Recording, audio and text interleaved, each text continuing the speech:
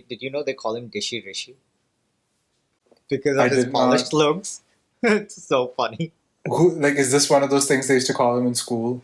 No, no, no. In general, like through his political career, he's 42 now. So through his career, apparently Yeah. he's been popularly called by the masses as Dishi Rishi. I mean, he's got the look. That name is appropriate for what he does and the way he looks and the way he carries himself. But it's funny. It's funny, but I also think that he's accomplished quite a bit, and he's, Yeah, like you said, he's 42, and he's done. He almost sounds like very Obama-esque in that sense that he's younger. You know, look at all the other politicians yeah, around him. They're much, much older, and he's well spoken, he's educated.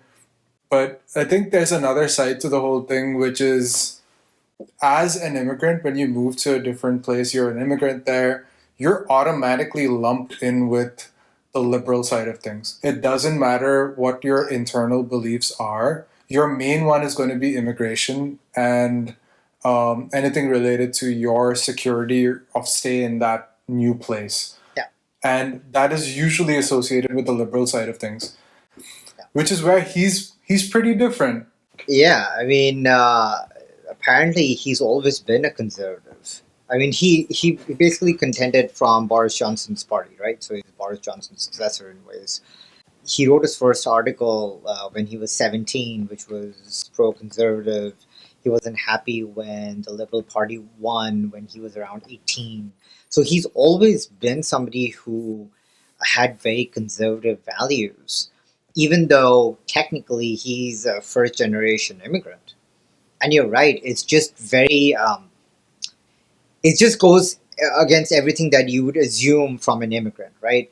Because when he was running for election, and now that he has been elected, there is a section of the British society where they're not happy that the brown guy is at the helm of things, right? And I'm assuming they're from his own party supporters.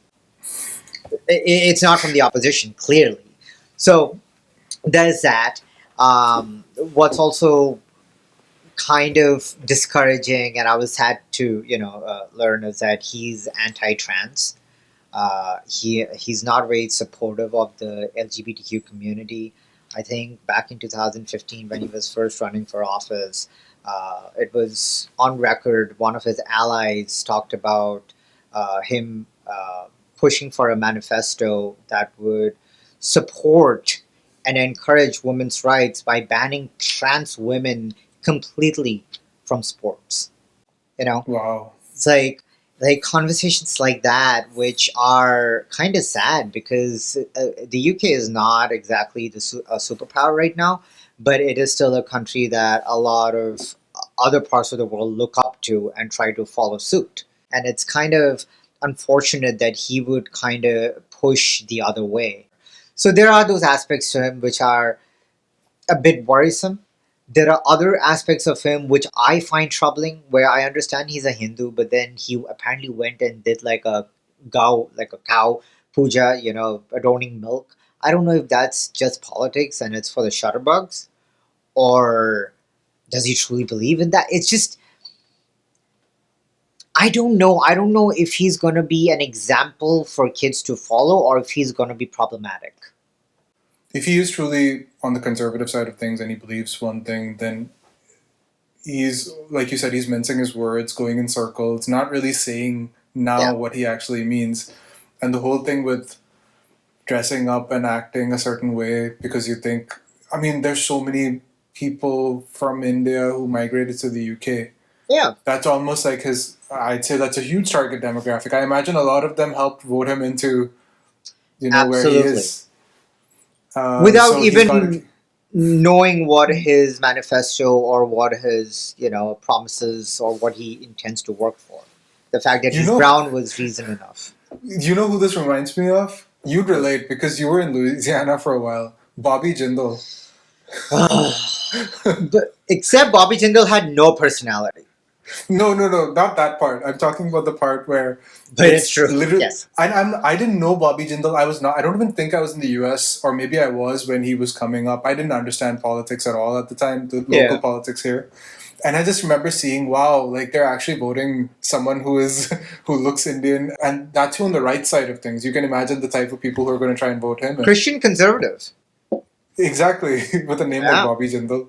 So I see that identity politics being played out where, absolutely. because it's almost like the Conservative Party in the UK has said that, listen, we know that the majority of the people here, a lot of them are Indian.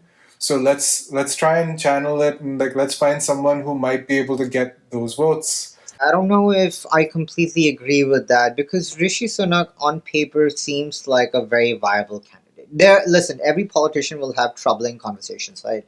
Like Liz Truss, for example, wanted to work for the people but created an entire disaster in the 40 days or so that she was in power, right?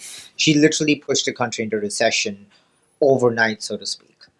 Um, Rishi Sunak seems to have done the groundwork and the legwork needed for him to be in this position. He seems ambitious. He seems driven. He seems to know and understand the world of economics that literally right now is just falling apart in the UK and Europe in general. He became really popular in 2019 when he really said he would do everything he can to help the people. And he really did push for a $350 billion package to aid people during COVID. So it's not like Mhm. the guy does not have credibility. It's just some of the showy politics that he does, some of the opinions that he has. I don't know if it is just so he can appease to the Conservative Party supporters, but overall, I'm not completely writing him off just yet.